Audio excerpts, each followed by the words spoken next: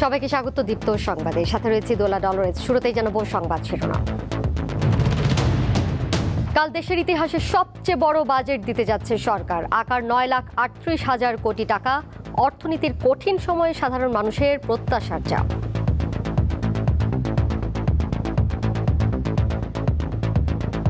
সারের দাম এবং ওষুধের দাম আরো যেন কমানো হয়। শিক্ষাক্ষেত্রে বাজেট বাড়ানো হোক। হার্টের রিংয়ের দাম কমানোর সরকারি নির্দেশনা উপেক্ষিত। ডলারের উচ্চ মূল্য সহ নানা অজুহাত আমদানিকারকদের। বাড়তি খরচের চাপে ভুক্তভোগী রোগীরা।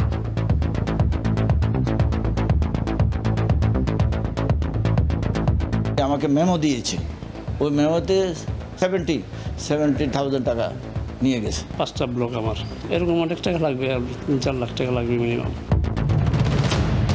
সরকারি শূন্য পদে নিয়োগ প্রক্রিয়া দ্রুত শুরু করবে সরকার। সংসদের প্রশ্নোত্তরে জানালেন প্রধানমন্ত্রী, কেউ বিদেশি বিনিয়োগ আনলে পাবেন প্রণোদনা।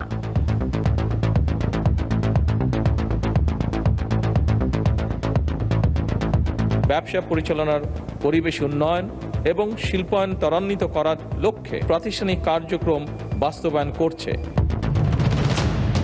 3 দশক পর কবর থেকে চিত্রনায়ক সালমান শাহর দেহাবশেষ উত্তোলনের নির্দেশ আদালতের। বিয়ে নিয়ে মামলায় খালাস পেলেন ক্রিকেটার নাসির ও তার স্ত্রী। তামিমা সুলতানা রাকিবকে তালাক দিয়ে সৌদি আরব গিয়ে তদন্তকারী কর্মকর্তা কিংবা বাদী তার সাক্ষ্যে কোনোভাবে উপস্থাপন করতে পারেন নাই। চুক্তি নিয়ে দীর্ঘ সময় নিচ্ছে ইরান। ফলাফল নিয়ে তেহরানকে সতর্ক করলেন ডোনাল্ড ট্রাম্প। যুদ্ধবিরতির মধ্যে দুই দেশের পাল্টাপাল্টি কয়েক দফা হামলা।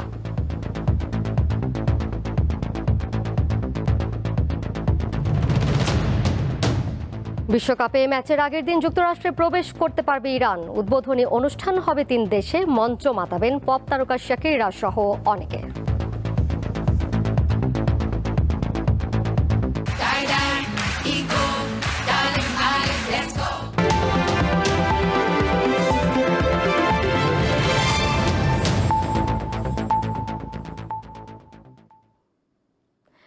এতক্ষণ শুনছিলেন শিরোনাম, এবারে চলে যাচ্ছি পুরো খবরে। আর শুরুতেই বাজেট প্রসঙ্গ।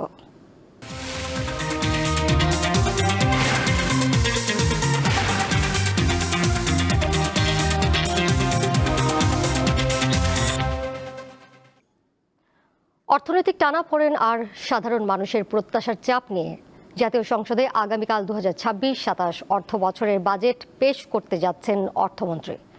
আকার ধরা হয়েছে কমপক্ষে 9,38,000 কোটি টাকা। এই বাজেটকে $1 ট্রিলিয়ন অর্থনীতির পথে বাংলাদেশের রূপরেখা হিসেবে তুলে ধরছে সরকার। 2026-27 অর্থবছরের প্রস্তাবিত জাতীয় বাজেট বাংলাদেশের অর্থনৈতিক পুনরুদ্ধার, কর্মসংস্থান বৃদ্ধি এবং নির্বাচনী প্রতিশ্রুতি বাস্তবায়নের লক্ষ্য নিয়ে তৈরি ইতিহাসের সবচেয়ে বড় বাজেট। প্রায় 9,38,000 কোটি টাকার এই বাজেট সংসদে উপস্থাপন করবেন অর্থমন্ত্রী আমির খসরু মাহমুদ চৌধুরী। উচ্চ মূল্যস্ফীতি, রাজস্ব ঘাটতি এবং বৈদেশিক ঋণের চাপের মধ্যে এই বাজেটকে দেশের অর্থনীতির জন্য বড় একটি অগ্নিপরীক্ষা হিসেবে দেখছেন অর্থনীতিবিদরা। প্রায় 2 দশক পর ক্ষমতায় আসা বিএনপি সরকারের প্রথম বাজেট এটি। অর্থমন্ত্রী হিসেবে আমির খসরু মাহমুদ চৌধুরীরও প্রথম। জানা গেছে, আগামী অর্থ বছরে মোট দেশজ উৎপাদনের আকার 68,30,000 কোটি টাকা ধরা হয়েছে। অর্থনৈতিক প্রবৃদ্ধির লক্ষ্য নির্ধারণ করা হয়েছে 6.5%। মূল্যস্ফীতি 7.5% নামিয়ে আনার লক্ষ্য নেওয়া হয়েছে। সম্ভাব্য বাজেটে মোট রাজস্ব আহরণের লক্ষ্য ধরা হয়েছে 6,95,000 কোটি টাকা। বাকি অর্থ ঋণ ও বৈদেশিক সহায়তা থেকে সংগ্রহ করা হবে।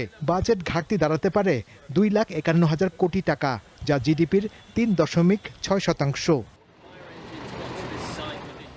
প্রস্তাবিত বাজেটে অবকাঠামো উন্নয়নের তুলনায় মানব সম্পদ উন্নয়নে বেশি গুরুত্ব দেওয়া হয়েছে। এ কারণে শিক্ষা ও স্বাস্থ্য খাতে সর্বোচ্চ বরাদ্দ রাখার পরিকল্পনা রয়েছে। পাশাপাশি দেশীয় শিল্পের বিকাশ, নতুন কর্মসংস্থান, সামাজিক সুরক্ষা, উদ্যোক্তা উন্নয়ন এবং অর্থনৈতিক স্থিতিশীলতার বিষয়েও বিশেষ গুরুত্ব দেওয়া হচ্ছে। এছাড়া 25 লাখ নাগরিকের জন্য হেলথ কার্ড কর্মসূচি চালুর উদ্যোগও নেওয়া হচ্ছে। সামাজিক নিরাপত্তা কর্মসূচির আওতায় ফ্যামিলি কার্ড, কৃষক কার্ড সহ বেশ কয়েকটি নতুন কর্মসূচি যুক্ত করার পাশাপাশি বিদ্যমান কর্মসূচিগুলোতেও বরাদ্দ বাড়ানো হতে পারে।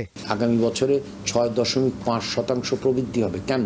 কারণ আমরা বিনিয়োগের কথা বলেছি এবং বিনিয়োগ কিভাবে বাড়বে, ভোগ ব্যয় অর্থাৎ হচ্ছে যে বিভিন্ন পদ্ধতির কারণে কিভাবে কনজামশন বেড়ে যাবে।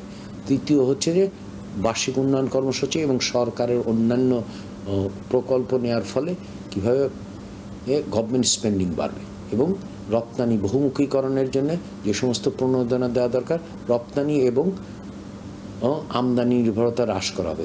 বিশ্লেষকরা বলছেন, মূল্যস্ফীতি নিয়ন্ত্রণ, রাজস্ব আহরণ বৃদ্ধি এবং বেসরকারি বিনিয়োগে গতি আনা ছাড়াও উচ্চ প্রবৃদ্ধির লক্ষ্য অর্জন কঠিন হবে। আমরা যদি প্রকৃত অর্থে এবারের বাজেটটাকে আমরা বাস্তবায়ন করতে চাই, তাহলে আমাদেরকে নতুনভাবে চিন্তা ভাবনা করতে হবে, আমাদের প্রযুক্তিকে কাজে লাগাতে হবে, সুশাসন, শৃঙ্খলা এগুলোর উপর গুরুত্ব দিতে হবে।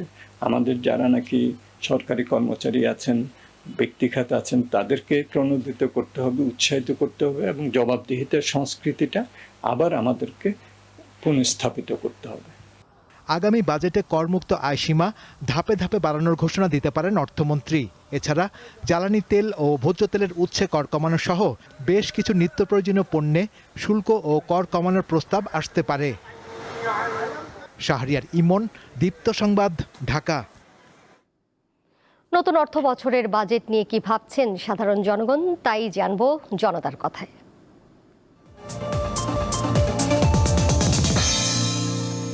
আগামীকাল জাতীয় সংসদে উপস্থাপন করা হবে নতুন অর্থ বছরের বাজেট। অর্থনীতির নানা চ্যালেঞ্জ এবং জীবনযাত্রার অতিরিক্ত ব্যয় নিয়ে হিমশিম খেতে থাকা সাধারণ মানুষ তাকিয়ে আছে নতুন বাজেটের দিকে। চলুন জেনে নেওয়ার চেষ্টা করি কি ভাবছেন তারা।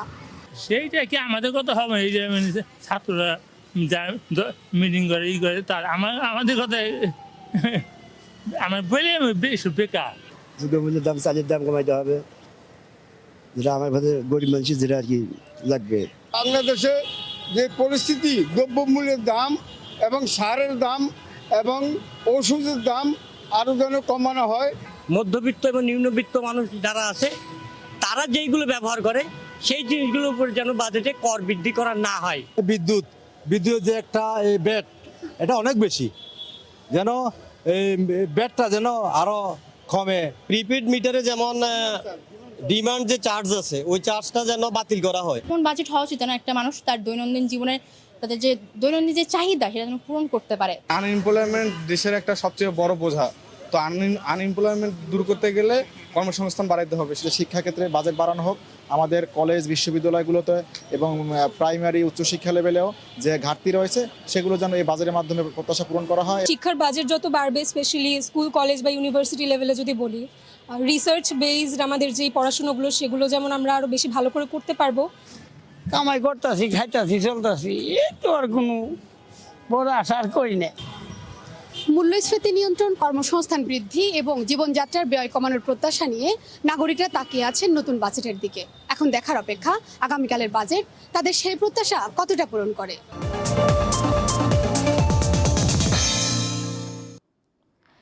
দেশের ইতিহাসে সর্বোচ্চ 12 বার করে মোট 24টি বাজেট উপস্থাপন করেন প্রয়াত দুইজন অর্থমন্ত্রী। তারা হলেন এম সাইফুর রহমান ও আবুল মাল আব্দুল মুহিত। এছাড়া 6টি বাজেট পেশ করেন আরেক প্রয়াত অর্থমন্ত্রী শাহ এএমএস কিবরিয়া। দেশে বাজেটের রূপকারদের কথা জেনে নেব এবার। 1971 সালের মহান মুক্তিযুদ্ধ পরবর্তী বিধ্বস্ত দেশ। শূন্য ট্রেজারি বা শূন্য রাজকোষ বা পাবলিক ফান্ডহীন অবস্থায় 1972 সালের 30 জুন স্বাধীন বাংলাদেশে প্রথম বাজেট পেশ করেন তৎকালীন অর্থমন্ত্রী তাজউদ্দিন আহমেদ। সেই বাজেটে অগ্রাধিকার পায় পুনর্গঠন ও পুনর্বাসন। দেশের ইতিহাসে সবচেয়ে বেশিবার বাজেট পেশ করেন দুই অর্থমন্ত্রী, প্রয়াত এম সাইফুর রহমান এবং আবুল মাল আব্দুল মুহিত। দুজনেই সর্বোচ্চ 12 বার বাজেট উপস্থাপন করেন। 1991 সালে সাইফুর রহমানের হাত ধরেই দেশে প্রবর্তিত হয় ভ্যাট বা মূল্য সংযোজন কর। আর মুহিতের হাত ধরে 2009 সালে বাজেট প্রথমবারের মতো পার করে 1 লাখ কোটি টাকার মাইল ফলক।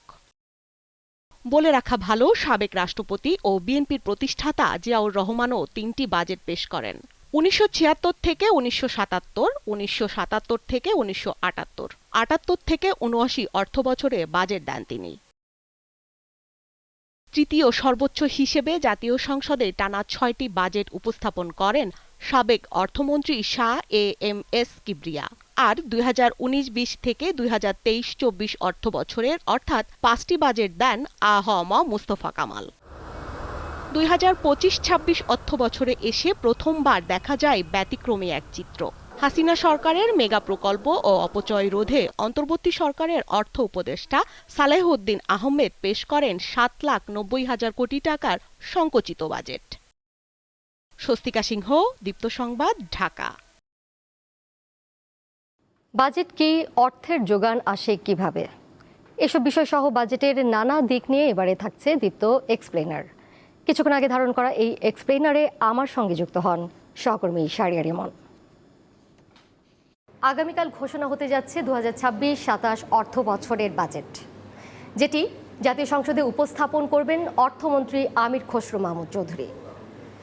এটি বর্তমান সরকারের প্রথম বাজেট এবং বলা হচ্ছে দেশের ইতিহাসে এটি সবচেয়ে বড় বাজেট হতে যাচ্ছে, কারণ এর সম্ভাব্য আকার ধরা হয়েছে 9,38,000 কোটি টাকা।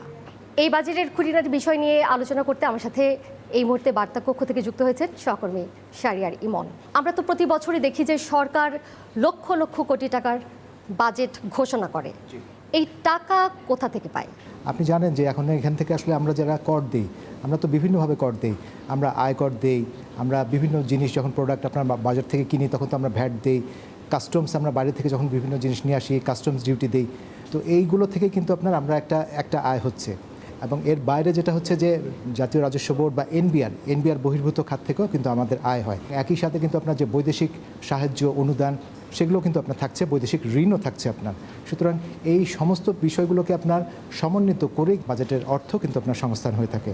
এবং এই যে সরকার বাজেটে এত লক্ষ লক্ষ কোটি টাকা সংস্থান করে, এটি দিয়ে আসলে তারা কি করে? এক বছরে আমাদের যে কি উন্নয়ন কর্মকাণ্ডগুলো হবে, আপনি জানেন যে আমাদের সবচেয়ে বেশি আপনার অগ্রাধিকার পায় শিক্ষা, স্বাস্থ্য এবং এর পাশাপাশি আরও অন্যান্যগুলো আছে, পর্যায়ক্রমে যে গুরুত্বগুলো আছে।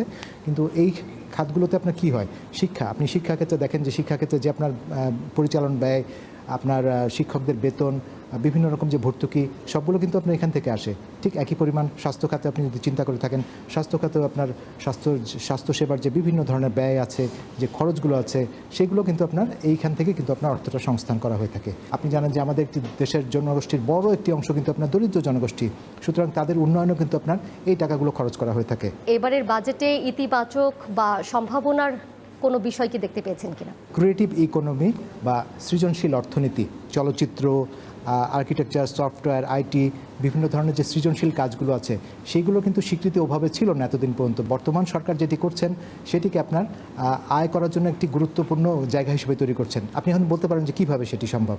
সেটি সম্ভব করার জন্য সরকার একদিকে যেমন অর্থায়ন করছে, অন্যদিকে এই সমস্ত যে কাজগুলো আছে, বিশেষ করে আপনার আর্কিটেকচার বলেন, চলচ্চিত্র বলেন, নাচ বলেন, কিংবা সফটওয়্যার আইটির ক্ষেত্রে যারা কাজ করবেন তাদেরকে আসলে দক্ষতা উন্নয়নের মাধ্যমে এই জায়গাগুলোতে তাদেরকে একদিকে যেমন তারা কর্মসংস্থান তৈরি হবে, অন্যদিকে তেমন তাড়াতাড়ি আপনার সার্বিক অর্থনীতিতে একটা গুরুত্বপূর্ণ অবদান রাখবে। ব্যক্তি করদাতাদের ক্ষেত্রে কিন্তু একটা স্বস্তি দেওয়ার এবার প্রচেষ্টা রয়েছে সরকারের। গতবার যেটি ছিল আপনার 3,50,000 কোটি টাকা ব্যক্তি আয়ের করমুক্ত আয়ের সীমা, সেটি কিন্তু এবার 3,75,000 কোটি টাকা করার একটি আপনার সম্ভাবনা আছে, আমরা জানতে পেরেছি। নারী উদ্যোক্তাদের কিন্তু আপনার যে করমুক্ত টার্নওভার সীমা সেটিও কিন্তু আপনার বাড়ানো হচ্ছে। ইতিমধ্যে কিন্তু 50 লাখ থেকে বাড়িয়ে এটা 70 লাখ টাকা করা হচ্ছে। আপনি জানেন যে বর্তমানে কিন্তু 9% উপরে কিন্তু আপনার মূল্যস্ফীতি রয়েছে, সেটিকে এই বাজেটের মাধ্যমে আপনার সরকারের পরিকল্পনা রয়েছে। সুতরাং এই পরিকল্পনার জন্য কিন্তু ইতিমধ্যে তারা ভোজ্য তেল উৎপাদনকারী দেশীয় যে শিল্প আছে তাদেরকে 10 বছরের কর রেয়াত দিয়েছে। এছাড়া অন্যান্য আরও যে আপনার বিভিন্ন ধরনের যে আমদানির ক্ষেত্রে, বিশেষ করে যেগুলো আপনার খাদ্যপণ্য, সেসব আমদানির ক্ষেত্রেও কিন্তু আপনার সরকার বেশ কিছু ধরনের আপনার সুবিধা দিচ্ছে, যার ফলে যেন মূল্যস্ফীতিটা কমে আসে, সাধারণ মানুষ যেন তাদের নিত্য প্রয়োজনীয় জিনিসগুলো যেন মার্কেটে সহজ মূল্যে তাদের নাগালের মধ্যে থাকে, সেটি কিন্তু একটা উদ্যোগ আছে। জি ইমন, আপনাকে ধন্যবাদ আমার সাথে যুক্ত হওয়ার জন্য। আপনাকেও ধন্যবাদ। এই বাজেট আসলে সত্যিকার অর্থে কতটা জনবান্ধব হতে যাচ্ছে, নিশ্চয়ই সেদিকেই তাকিয়ে আছে সাধারণ মানুষ।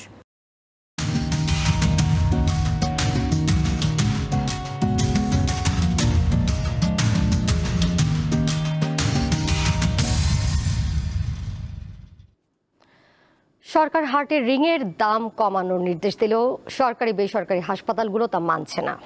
এর ফলে আগের বাড়তি দামেই হার্টের রিং বা স্টেন্টের দাম পরিশোধ করতে হচ্ছে রোগীকে।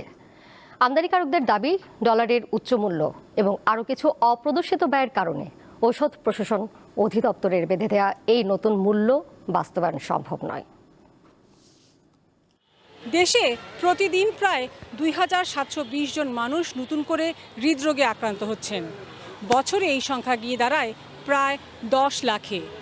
এই বিপুল সংখ্যক রোগীর চিকিৎসার জন্য হাসপাতালগুলোতে প্রতি বছর ৩৫ থেকে ৪৫ হাজার হার্টের রিংয়ের প্রয়োজন পড়ে। গত ২৫ ফেব্রুয়ারি ওষুধ প্রশাসন অধিদপ্তর ২৮ ধরনের হার্টের রিংয়ের দাম ৫ থেকে ১৯% পর্যন্ত কমানোর নির্দেশনা দেয়। কিন্তু ৩ মাস পেরিয়ে গেলেও এই নির্দেশনা এখনও বাস্তবায়ন হয়নি। ফলে রোগীদের আগের নির্ধারিত দামেই হার্টের রিং কিনতে হচ্ছে। ঔষধ প্রশাসন অধিদপ্তরের তথ্য মতে দেশে প্রতিদিন গড়ে ৮৫ জন রোগীর শরীরে স্টেন্ট বসানো হয়। অপারেশন খরচের পাশাপাশি রিংয়ের এই মূল্য বাড়তি চাপ বলে মনে করেন রোগীরা। আমার হার্টের রিংয়ের দাম নিয়েছে, ওখানে যে আমাকে মেমো দিয়েছে ওই মেমোতে 67 না 80 এরকম 70,000 টাকা নিয়ে গেছে। আদার্স খরচ প্রায় আরও ৩০-৩৫ হাজার টাকার মতো গেছে। এখন তো আমাকে পাঁচটা ব্লক, আমার এরকম অনেক টাকা লাগবে, আর ৩-৪ লাখ টাকা লাগবে মিনিমাম, ৫ লাখ টাকা লাগতে পারে। যেই ঋণটা আমাকে পড়াবে সেটা যদি আরও কমানো যায়, গভর্নমেন্ট যদি আরও এটাকে কমাই দিতে পারে তাহলে তো মানুষের জন্য অনেক উপকার হয়। আমদানিকারকরা বলছেন দেশে হার্টের রিং তৈরি হয় না। বিভিন্ন দেশ থেকে ৩১টি প্রতিষ্ঠান এই যন্ত্র আমদানি করে। যেইভাবে ডলার বলেন, ব্যাংকিং চার্জ বলেন, প্রত্যেকটা জিনিসের ফ্রেট চার্জ বলেন, আনতে যে পরিমাণ খরচ বেড়েছে, সেখানে আমাদের পূর্বের মূল্যে বিক্রি করাটাই কঠিন ব্যাপার ছিল। তাছাড়া গত 2024 সালে একবার রিভাইজড হয়েছে। এখন এই জিনিসটা আমরা সবসময় জানিয়ে আসছি এই মূল্য নির্ধারণ কমিটিকে যে এইভাবে আমাদের পক্ষে আর কন্টিনিউ করাটা ডিফিকাল্ট হয়ে যাচ্ছে, যার কারণে আবার এটা কমানো হয়েছে। তো প্রতি বছর আমাদেরকে দাম কমানোটা হয়, এটা কোনো যুক্তিতে আমরা খুঁজে পাই নাই বলে জিনিসটা আমরা আপাতত মানছি না। জনস্বাস্থ্যবিদরা বলছেন নতুন দাম কার্যকর হওয়ার জন্য সব পক্ষের সঙ্গে আলোচনা জরুরি। আমাদের নৈতিকতার এত অবক্ষয় হয়েছে, আমরা সবকিছুই মনে করি ব্যবসায়িক ভিত্তিতে। যে স্টেন্টের ব্যবসা করে সেও ব্যবসায়িক ভিত্তিতে এটা দেখে, আবার যে ডাক্তার এটাকে পড়াচ্ছে সেও ব্যবসায়িক ভিত্তিতে দেখে। রোগী তো সে তখন এই সব ব্যবসার ভিত্তির চাপে পড়ে। এরই মধ্যে হাসপাতালগুলোকে হার্টের রিংয়ের নতুন মূল্য বাস্তবায়ন ও নোটিশ বোর্ডে মূল্য তালিকা প্রকাশের জন্য নির্দেশনা দিয়েছে ঔষধ প্রশাসন অধিদপ্তর। লাবণী গুহ, দীপ্ত সংবাদ, ঢাকা। সরকারি শূন্য পদে নিয়োগ প্রক্রিয়া দ্রুত শুরু করার কথা জানিয়েছেন প্রধানমন্ত্রী তারেক রহমান। বুধবার বিকেলে জাতীয় সংসদে প্রশ্নোত্তর পর্বে কুমিল্লা ৯ আসনের বিএনপির সংসদ সদস্য আবুল কালামের সম্পূরক প্রশ্নের জবাবে প্রধানমন্ত্রী কথা জানান। প্রধানমন্ত্রী আরও জানান, কেউ বিদেশি বিনিয়োগ আনতে পারলে তাকে ওই বিনিয়োগের অর্থের উপর ১.৫% প্রণোদনা দেওয়া হবে। প্রমোশনাল ট্রেডারও হতে পারেন অথবা ইন্ডাস্ট্রিয়ালিস্টও হতে পারেন। করার জন্য যত দ্রুত সম্ভব যে সরকারের বিভিন্ন জায়গায় বিভিন্ন পদ খালি আছে, যেগুলো সরকারকে আরও গতিশীল করার জন্য, একইভাবে দেশের মানুষকে আরও সহজে সুবিধাজনকভাবে সেবা পৌঁছে দেওয়ার জন্য কতগুলো নিয়োগ গুরুত্বপূর্ণ। সরকার অত্যন্ত গুরুত্বের সাথে এই বিষয়টি পর্যালোচনা করছে এবং যত দ্রুত সম্ভব আমরা এই পদগুলোতে নিয়োগ প্রক্রিয়া শুরু করব। অতীত চর্চা না করে সেখান থেকে শিক্ষা নিয়ে সার্বভৌম রাষ্ট্র গঠনে সেনাবাহিনীকে এগিয়ে আসার আহ্বান জানিয়েছেন প্রধানমন্ত্রী তারেক রহমান। সকালে আন্তর্জাতিক জাতিসংঘ শান্তিরক্ষী দিবসের অনুষ্ঠানে এই আহ্বান জানান প্রধানমন্ত্রী। আন্তর্জাতিক জাতিসংঘ শান্তিরক্ষী দিবস উপলক্ষে বুধবার ঢাকা সেনানিবাসের সেনাকুঞ্জে আয়োজিত অনুষ্ঠানে প্রধান অতিথি হিসেবে যোগ দেন প্রধানমন্ত্রী তারেক রহমান। জাতিসংঘ শান্তিরক্ষা মিশনে দায়িত্ব পালনকালে শাহাদাত বরণকারী বাংলাদেশি শান্তিরক্ষীদের পরিবারের সদস্যদের হাতে বিশেষ সম্মাননা তুলে দেন তিনি। প্রধানমন্ত্রী বলেন, মিশনে অংশ নেয়া শান্তিরক্ষীদের আত্মত্যাগ প্রমাণ করে শুধু মাতৃভূমির স্বাধীনতা রক্ষাই নয়, জাতিসংঘের পতাকা তলে শান্তি প্রতিষ্ঠায় তারা বদ্ধপরিকর।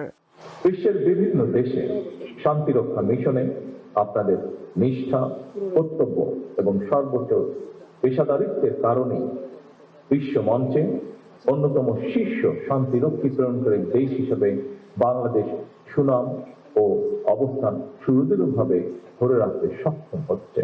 বিভিন্ন সময় সশস্ত্র বাহিনীকে নিয়ে অপতৎপরতা লক্ষ্য করা গেছে উল্লেখ করে প্রধানমন্ত্রী বলেন, সার্বভৌম রাষ্ট্র গঠনে সেনাবাহিনীকে এগিয়ে আসতে হবে।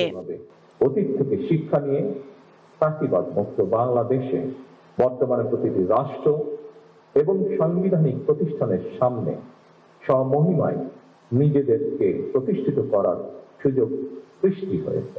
এই দেশটা আমাদের সবার। আমরা দেশে কিংবা বিদেশে যেখানেই যে দায়িত্বই পালন করি না কেন, সেই দায়িত্বটি যথাযথভাবে পালন করাই হোক আজকে এই দিনে আমাদের অঙ্গীকার। বিশ্বের সকল শান্তিরক্ষীর প্রতি আন্তরিক শুভেচ্ছা ও গভীর শ্রদ্ধা জানান প্রধানমন্ত্রী। আগামী দিনেও যারা আন্তর্জাতিক অঙ্গনের দায়িত্ব পালন করতে বিভিন্ন দেশে যাবেন, তারাও একইভাবে বিশ্ব দরবারে বাংলাদেশের সুনাম সমুন্নত রাখবেন। দিলশা দানি, দীপ্ত সংবাদ, ঢাকা। বাংলাদেশের চলচ্চিত্রের জনপ্রিয় নায়ক সালমান শাহর মৃত্যুর রহস্য নতুন করে সামনে এসেছে। প্রায় 3 দশক পর আদালতের নির্দেশে তার দেহাবশেষ কবর থেকে উত্তোলন করে পুনরায় ময়নাতদন্ত করার সিদ্ধান্ত নেওয়া হয়েছে। ঢাকা মেট্রোপলিটন ম্যাজিস্ট্রেট গত 24 মে এই আদেশ দেন, যা বুধবার প্রকাশ্যে আসে। মামলার তদন্ত কর্মকর্তার আবেদনের ভিত্তিতেই এই পদক্ষেপ নেওয়া হয় বলে জানা গেছে। নির্বাহী ম্যাজিস্ট্রেটের উপস্থিতিতে দেহাবশেষ উত্তোলন, সুরতহাল প্রতিবেদন তৈরি এবং পুনরায় ময়নাতদন্ত সম্পন্ন করার নির্দেশও দেওয়া হয়েছে। সিআইডির পরিদর্শক জিয়ল মোর্শেদ চলতি বছরের 20 মে আদালতে আবেদন করেন। 1996 সালের 6 সেপ্টেম্বর সকালে রাজধানী নিউ স্কাটন রোডের বাসায় সালমান শাহকে অসুস্থ অবস্থায় পাওয়া যায়। পরে হাসপাতালে নেওয়া হলে চিকিৎসক তাকে মৃত ঘোষণা করেন। তখন রমনা থানায় একটি অপমৃত্যুর মামলা হয়।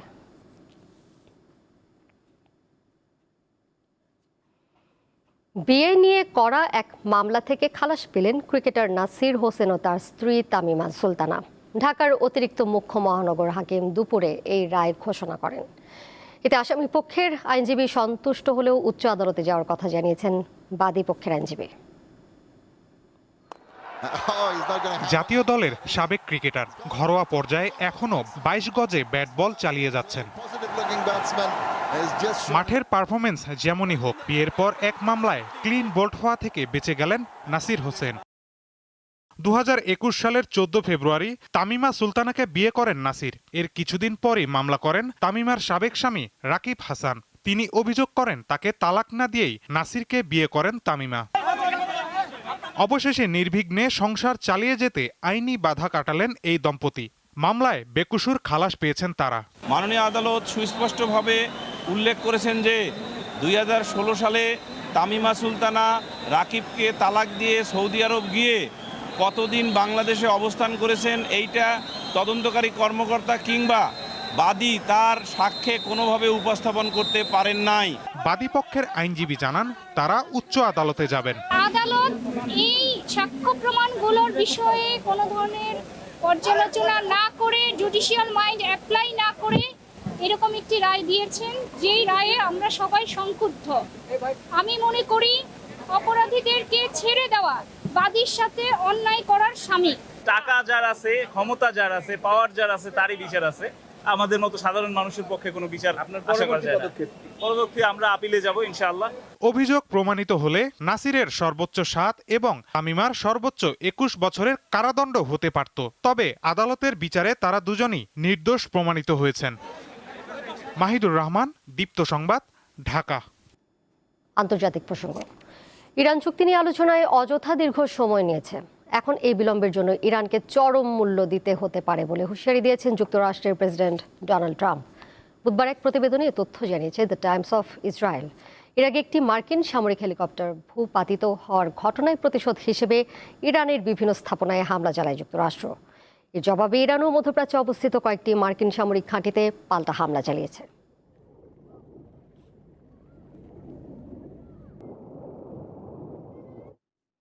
এবারে জানিয়ে দেব খেলার খবর। সিরিজের দ্বিতীয় ওয়ানডেতে কাল বাংলাদেশের মুখোমুখি হবে অস্ট্রেলিয়া। মিরপুরের হোম অফ ক্রিকেটে খেলা শুরু বেলা 11টায়। এই ম্যাচ জিতলেই প্রথমবারের মতো অস্ট্রেলিয়ার বিপক্ষে ওয়ানডে সিরিজ জয়ের কীর্তি গড়বে বাংলাদেশ। প্রথম ওয়ানডেতে ব্যাটে বলে দারুণ পারফরমেন্স করে বাংলাদেশ। মোসাদ্দেক হোসেনের অপরাজিত 86 রান ও 2 উইকেটের পাশাপাশি নাহিদ রানার 4 উইকেটে বড় জয় পায় স্বাগতিকরা।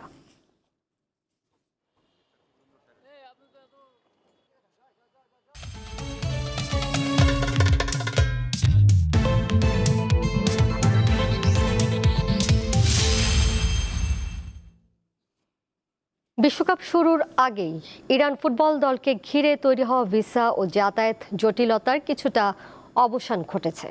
গ্রুপ পর্বের ম্যাচগুলোর আগের দিনই যুক্তরাষ্ট্রে প্রবেশ করতে পারবে ইরান দল। মার্কিন হোমল্যান্ড সিকিউরিটি বিভাগ এক বিবৃতিতে বিষয়টি পরিষ্কার করে জানিয়েছে, মেক্সিকোর টিজুয়ানায় নিজেদের বেস ক্যাম্প করা ইরান দল প্রতিটি ম্যাচের ঠিক আগের দিন ভেন্যুর উদ্দেশ্যে যুক্তরাষ্ট্রে প্রবেশ করার অনুমতি পাবে।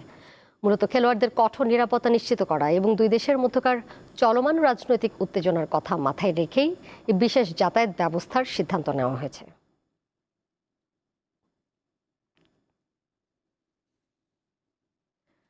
প্রথমবারের মতো 3টি ভিন্ন দেশে আলাদাভাবে আয়োজন করা হয়েছে বিশ্বকাপ ফুটবলের উদ্বোধনী অনুষ্ঠানের। 3 আয়োজক দেশ মেক্সিকো, কানাডা এবং যুক্তরাষ্ট্রে উদ্বোধনী ম্যাচের 90 মিনিট আগে শুরু হবে এই অনুষ্ঠানগুলো, যেখানে ফুটবল প্রেমীরা উপভোগ করতে যাচ্ছেন বৈশ্বিক তারকাদের পরিবেশনা। বলা হয় গ্রেটেস্ট শো অন আর্থ, এই নামকরণের সার্থকতা আয়োজনের বিশালতার দিকে নজর দিলেও বোঝা যায়। এবারই প্রথম যৌথভাবে 3 দেশ যুক্তরাষ্ট্র, মেক্সিকো এবং কানাডার 16টি শহরে অনুষ্ঠিত হবে বিশ্বকাপ ফুটবল। রেকর্ড 104 ম্যাচের এই মহাযজ্ঞের শেষ হবে 19 জুলাই নিউ ইয়র্কে ফাইনালের মধ্য দিয়ে। উদ্বোধনী আয়োজনে প্রথম পর্ব অনুষ্ঠিত হবে 11 জুন মেক্সিকো সিটির এস্তাদিও আজতেকা স্টেডিয়ামে। এখানে 2026 বিশ্বকাপের অফিসিয়াল গান দাই দাই সরাসরি পরিবেশন করবেন কলম্বিয়ার পপ তারকা শাকিরা ও নাইজেরিয়ার শিল্পী বার্না বয়। এছাড়া যে বালভিন, মানা, আলেহান্দ্রো ফার্নান্দেজ, বেলিন্দা ও টাইলা সহ আরো কয়েকজন আন্তর্জাতিক শিল্পী অংশ নেবেন। উদ্বোধনী ম্যাচ ঘিরে ব্যতিক্রমী সিদ্ধান্ত নিয়েছে মেক্সিকো সরকার। যানজট কমাতে এবং নগরবাসী ও পর্যটকদের চলাচল সহজ করতে স্থানীয় সময় বৃহস্পতিবার মেক্সিকো সিটির সব স্কুল বন্ধ রাখার নির্দেশ দিয়েছেন দেশটির প্রেসিডেন্ট। একইভাবে উদ্বোধনী আয়োজন হবে কানাডার টরেন্টোর বিএমও ফিল্ডে। দেশটির সংস্কৃতির বৈচিত্র্য তুলে ধরতে মঞ্চে উপস্থিত থাকবেন মাইকেল বুবলে, অ্যানালিস মরিসেট এবং আলিসিয়া কারার মতো বিশ্বখ্যাত সঙ্গীত শিল্পীরা। সবশেষ 13 জুন বাংলাদেশ সময় ভোর 5:30টায় যুক্তরাষ্ট্রের লস অ্যাঞ্জেলসের সোফা স্টেডিয়ামে বসবে উদ্বোধনী ত্রয়ীর শেষ আয়োজন। মঞ্চ মাতাবেন ক্যাটি পেরি, ব্ল্যাঙ্ক পিঙ্ক ব্যান্ডের লিসা, ফিউচার এবং অ্যানিতার মতো জনপ্রিয় আন্তর্জাতিক তারকারা। স্টেডিয়ামগুলোতে দর্শকদের উপস্থিতির পাশাপাশি বিশ্বজুড়ে কোটি কোটি মানুষ টেলিভিশন পর্দা সহ বিভিন্ন অনলাইন ও ওটিটি প্ল্যাটফর্মে এই আয়োজন সরাসরি উপভোগ করতে পারবেন। মোহাম্মদ হাসিব, দীপ্ত স্পোর্টস। এর সাথে শেষ করব দীপ্ত সংবাদ। যাবার আগে শিরোনামগুলো জানিয়ে দেব আরও একবার। কাল দেশের ইতিহাসে সবচেয়ে বড় বাজেট দিতে যাচ্ছে সরকার। আকার 9,38,000 কোটি টাকা। অর্থনীতির কঠিন সময়ে সাধারণ মানুষের প্রত্যাশার চাপ।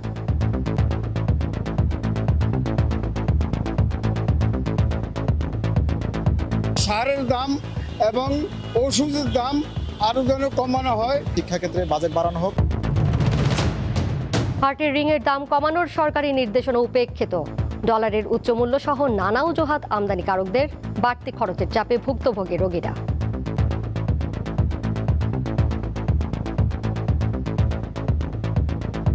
আমাকে মেমো দিয়েছে, ওই মেমোতে 70,000 টাকা নিয়ে গেছে। 5টা ব্লক আমার, এরকম অনেক টাকা লাগবে, আর 3-4 লাখ টাকা লাগবে মিনিমাম। সরকারি শূন্য পদে নিয়োগ প্রক্রিয়া দ্রুত শুরু করবে সরকার। সংসদের প্রশ্নোত্তরে জানালেন প্রধানমন্ত্রী, কেউ বিদেশি বিনিয়োগ আনলে পাবেন প্রণোদনা।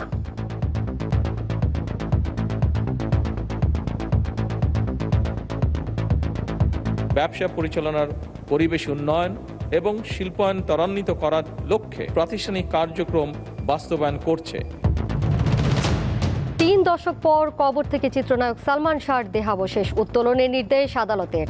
বিয়ে নিয়ে মামলায় খালাস পেলেন ক্রিকেটার নাসির ও তার স্ত্রী। তামিমা সুলতানা রাকিবকে তালাক দিয়ে সৌদি আরব গিয়ে তদন্তকারী কর্মকর্তা কিংবা বাদী তার সাক্ষ্যে কোনোভাবে উপস্থাপন করতে পারেন নাই। চুক্তি নিয়ে দীর্ঘ সময় নিচ্ছে ইরান, ফলাফল নিয়ে তেহরানকে সতর্ক করলেন ডোনাল্ড ট্রাম্প। যুদ্ধবিরতির মধ্যে দুই দেশের পাল্টাপাল্টি কয়েক দফা হামলা।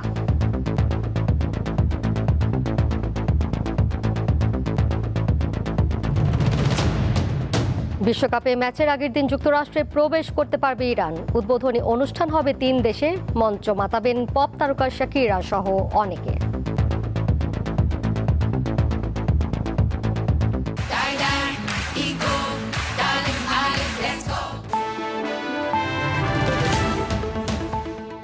আর এই ছিল এখনকার মতো। এর সাথে বিদায় নিচ্ছি আমি দোলা ডলরেস। আর তথ্য এবং বিনোদনের নানা খবর জানতে যুক্ত থাকুন দীপ্তর ডিজিটাল প্ল্যাটফর্মে। সবাইকে ধন্যবাদ।